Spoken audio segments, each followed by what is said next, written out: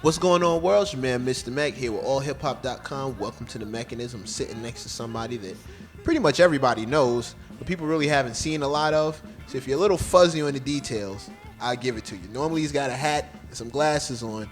The look may have changed, but the voice is still the same. The one and only soul star known as Bilal. What's good, cousin?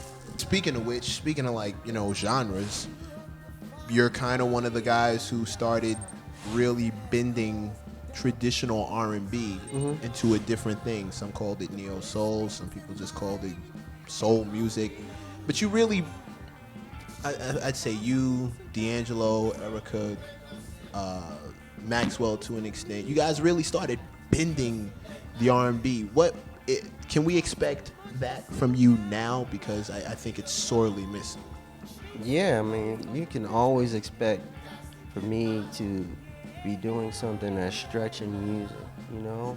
I'm trying to make music that is impactful right now and that is going to be looked at as something incredible in the future. You know, I'm making music that's going to be looked at and dissected after I'm gone. You know, this is timeless shit that will never fucking die, you know? And that's what I'm trying to make, you know what I mean? When I look at a Miles Davis record, you know, I feel like I'm in that moment. It's a lot of layers in that thing to learn from, you know, and I want to make music like that, you know. And this is a hell of a time to drop. At a time in history when there's so many social upheavals and, left, right, and center. You're seeing something every other day with a cop. It's a fucked up time, but it's a great time for an artist that wants to speak about the times. You know what I'm saying? It's a great platform. You can't say, "Oh, it's nothing to talk about." You know what I'm saying? Not at all. And Marvin Gaye kind of, became a legend off of times like this. Yeah, The whole Curtis Mayfield. Right. You know, back in those times, it was all about the struggle of what was going on. Mm-hmm. So that was our voice. Our music was our voice. It was our way to get it out there. Now, it could be a way to wake motherfuckers up. You know what I mean? Right. To say we need to look at this again. We need to be focusing on again. You know what I'm saying? To change some shit. What do you think when you look at the news? What's going through your mind when you see all this turmoil from day to day? I just think it's, in one respect, I think it's about time that, police brutality is addressed. I think it's definitely about time that it's addressed in a way where people are being prosecuted. You know what I'm saying? Because a lot of people are being brought up on charges for doing shit, but no one's gonna stop until they really see cats being prosecuted. Like, you cannot do that shit. Like, you knocking down a half-naked girl in a bathing suit. Like, what the fuck was she gonna do to anyone? You know what I'm saying? But it's a mental state that has to be changed. You know, everybody knows how deep rooted the roots of the justice system and the police system and that whole prison industrial complex. That whole thing goes deep, man. You know, and it's a lot of families run that shit. It's deep down inside. You know what I'm saying? So you gotta change a lot of things. You know, and a lot of it's just fucking silly. But I think, when cops see themselves being recorded, they turn up even more, which is even more silly to me. Like, it just feels like that. They're like, I'm going even more crazy. It's like, but it's good though. Right.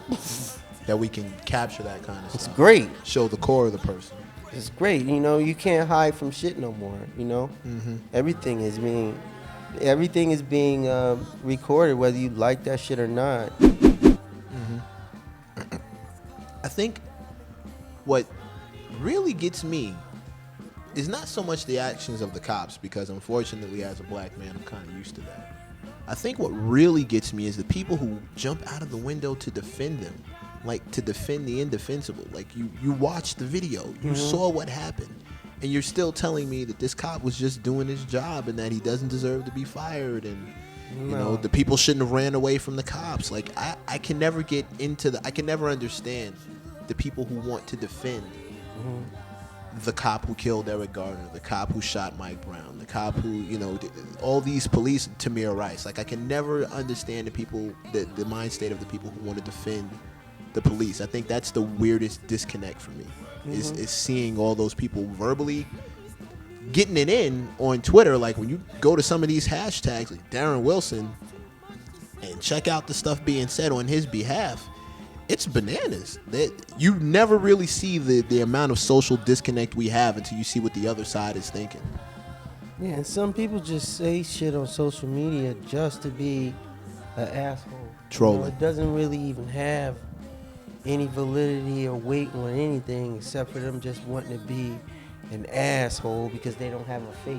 You know what I'm saying? Mm-hmm. So it's just for shits and giggles, and they have no idea like how serious this shit is, you know?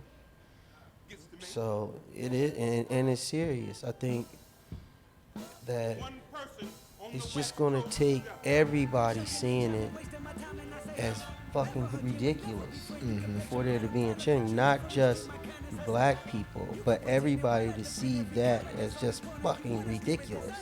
And that whoever is hiring people and putting guns in these people's hands and educating them on different cultures is fucked up, because they're teaching those police to generalize shit and to just go into a certain mode of generalization of different cultures and people and who they are, and not really addressing people and the not only the person but the actual situation. Right. You know, they're just going into straight generalization mode.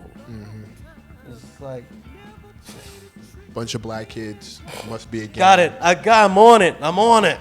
You know? It's Right. like, what the fuck? But that's just them reacting off training. So you think it goes back? You think it starts with training? You think these officers? Fuck yeah, man. Okay. It goes with training, and it goes with how you go into searching and hiring this person. You got to go into their life. You got to go into their psyche. Like, you know what I mean? A lot of these cats probably fucking war dudes. Military veterans. And he's just going in and straight up, oh, fuck, first off, I'm scared as fuck. You know? Right. You know what I mean? Right. And, you know, they don't really know black culture until the first time they got a job and then they were in a black neighborhood. You know what I mean? Like, what the fuck? You know, back to Iraq. I'm in Iraq. You know what I mean? I don't know. But, you know, you're not really, something's going on where whoever's giving these people their jobs are not fucking doing it right. Right. And, you know, and it's not just white cops. It's cops in general, or people in a power position in general, and their mental state, and how they're addressing their job and approaching it, you know, and how they're being taught to approach their job is just not right. It's wrong, you know.